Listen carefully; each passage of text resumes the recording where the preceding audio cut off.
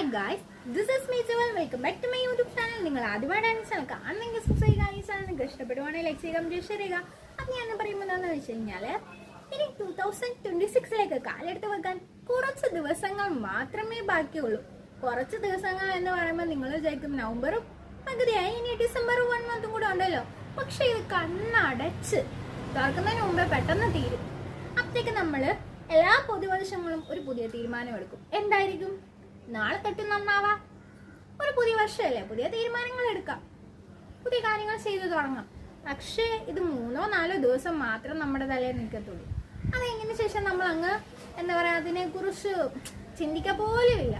പക്ഷെ ചെയ്യുന്നവരും ഉണ്ട്, ഇല്ലെന്നല്ല. പക്ഷെ നന്നാവാത്തവരാണ് കൂടുതലും ഉള്ളത്. നിങ്ങൾക്ക് എന്താണ് നന്നാവാൻ പറ്റാത്തത്?